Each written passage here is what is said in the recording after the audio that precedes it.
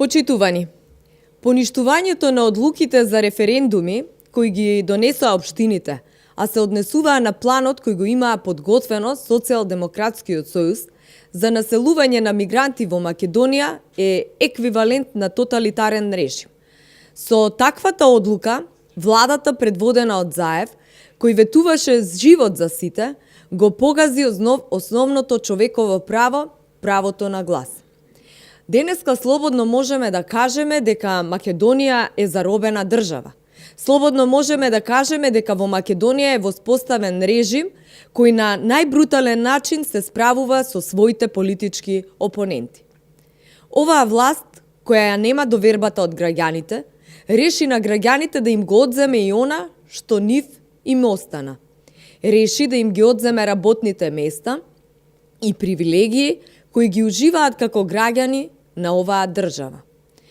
Политиката која ја води Заев околу прашањето за мигрантите не само што е опасна, не само што е нелогична и штетна, веќе стана и бизарна.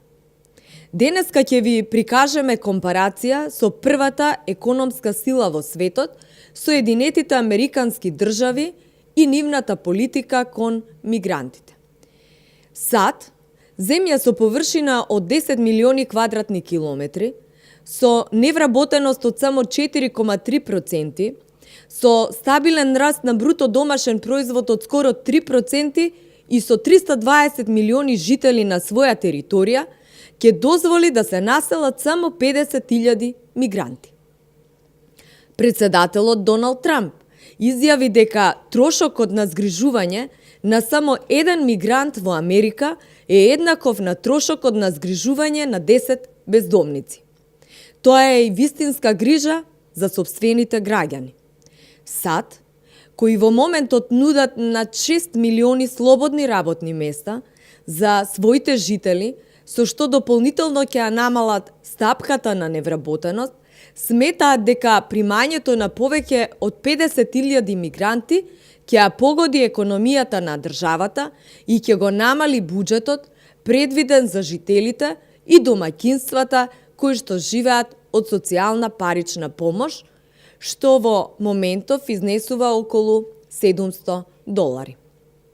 Истовремено, Заев ветил дека во Македонија ќе се населат 150.000 мигранти во моменти кога минималната плата изнесува 200 евра, стапката на невработеност е 22,9% и со дефицит од 4,20% во владиниот буџет. Социјалдемократскиот сојуз се нафаќа Македонија да прими 3 пати повеќе мигранти од првата светска сила САД. Почитувани, веќе е очигледно дека интересите на граѓаните на САД не се приоритет. Веќе е очигледно дека Заев води политика со која враќа своји лични долгови. Не смееме да дозволиме еден човек да креира политичка кариера на грбот на сите граѓани во Република Македонија. Крајот на ваквата политика започнува на 15 октомври, пошто ќе следи и целосно уривање на оваа власт.